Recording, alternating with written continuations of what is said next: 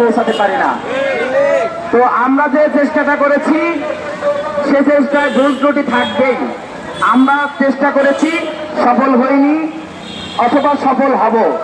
তো এখন যে অবস্থানে আছে আমাদের অবস্থান, আমরা প্রত্যাশা করি আমাদের নিয়োগ হবে ইনশাল্লাহ। ইতিপূর্বে অনেকগুলো কথা এসেছে, যে কথাগুলোর সারমর্ম এই, আমাদের হয়ে কোন ঊর্ধ্বতন মহল আমাদের দাবি যৌক্তিক এ কথা বলেছে, কিন্তু অভিভাবক হয়ে কেউ আসেনি সামনে। কিন্তু এখন আমাদের অভিভাবক হয়ে সামনে এসেছে এবং আমাদের নিয়োগ হবে এ ব্যাপারে তারা প্রতিশ্রুতিও দিয়েছে।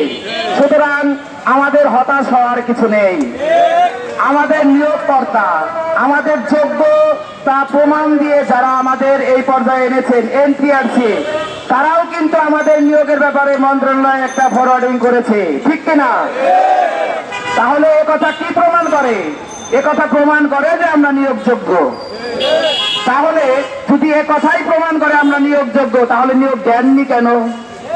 শূন্যপদ রেখে সিস্টেম দুর্নীতি করে শিক্ষক সংকট তৈরি করে বারবার গণবিজ্ঞপ্তি দিয়েছেন, শিক্ষক নিয়োগের নামে সনদ বাণিজ্য করেছেন, নিয়োগ বাণিজ্য করেছেন।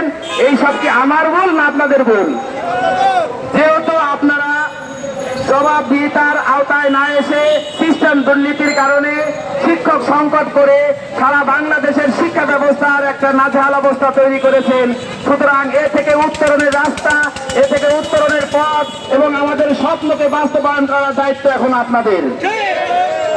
আমি মনে করি যেহেতু এনটিআরসি আমাদের ব্যাপারে ফরওয়ার্ডিং দিয়েছে, মন্ত্রণালয় অবশ্যই আমাদের নিয়ে নিয়োগের যে কি বলে প্রজ্ঞাপন, এবং সেই প্রজ্ঞাপন অতি দ্রুত বাস্তবায়ন করতে হবে। আমরা মনে করি এখন যদি প্রজ্ঞাপন নিয়ে কালক্ষেপণ করা হয়, এখন যদি প্রজ্ঞাপন নিয়ে তালবাহানা করা হয়, এখন যদি আমাকে রাস্তায় বসে থাকতে হয়, তাহলে শুধু এনটিআরসির সমস্যা না, সেখানে মন্ত্রণালয় দুর্নীতিগ্রস্ত সিন্ডিকেট চক্র আছে। আমরা ইতিপূর্বে অনেক জায়গায় ঘুরেছি, আশ্বস্ত হয়েছি, কিন্তু সমাধান পাইনি। এখন আমরা সমাধান পাবোই পাবো।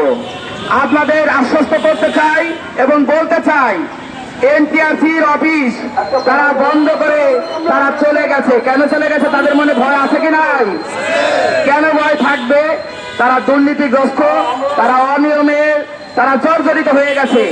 এই আমাদের সহ আরো অনেক ভাইয়েরাও ঠিক একই রকম ভাবে আন্দোলন করছে, এর বিরুদ্ধে হাজার হাজার মামলা, এবং সেই সাথে আমরা বারবার আন্দোলন করছি। বিগত সরকারের আমলেও বারবার আন্দোলন করেছি।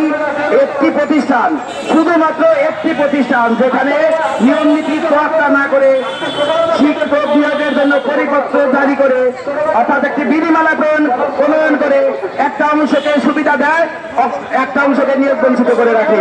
এই অপসিস্টেম গুলো বন্ধ করার জন্য আমরা দীর্ঘ 200 দিন শাহবাগ আন্দোলন করেছি।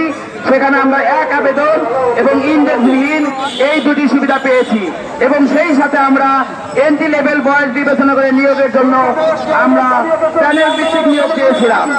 এখন প্যানেল ভিত্তিক বুঝি না, বিশেষ গণবিজ্ঞপ্তি বুঝি না, আমরা কোনো কিছুই বুঝি না। আমরা শুধু বুঝি আমরা 64 জেলা যারা নিয়োগ বঞ্চিত তাদের একটি নিয়োগ দিতে হবে, দিতে হবে, দিতে হবে।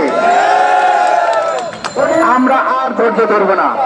আমরা দীর্ঘ 200 দিন আন্দোলন করেছি, এরপরে 5ই আগস্টের পর আন্দোলন করেছি, বিভিন্ন সময় ঊর্ধ্বতন মহলকে জানাতে চেষ্টা করেছি, প্রত্যেক মহল আমাদের ব্যাপারে অবগত। এবার আমাদের অভিভাবক আছে, আমরা মনে করি এনটিআরসির মাধ্যমে যেহেতু ফরওয়ার্ডিং হয়েছে, অর্থাৎ তারা স্বীকার করেছে 1 থেকে 12তম নিয়োগযোগ্য, তাহলে 1 থেকে 12তম যারা বিগত সময় আবেদন করেছে, আপনার সিস্টেম দুর্নীতির কারণে, আপনার অবসিস্টেমের কারণে নিয়োগ বঞ্চিত হয়েছে, তাদেরকে একটি সিস্টেমের আওতায় এনে প্রয়োজনে ডেমো আবেদন নিয়ে, অথবা যারা ইতিপূর্বে গণবিজ্ঞপ্তিতে আবেদন করেছে তাদের সেই যারা নিয়োগ পেয়েছে তাদেরকে বাদ রেখে যারা বঞ্চিত হয়েছে, 18তম ওয়ালারা ওই দিকে যাবে, আমরা সাইড দেই। সাইড দিলে ওরা এখান থেকে গেলে আমরা বাঁচি। আমরা শুনে আমাদের উপরে ভরসা রাখেন, ওরা যাক, ওরা চলে যাক, রাস্তাটা ছেড়ে দেন। নেতা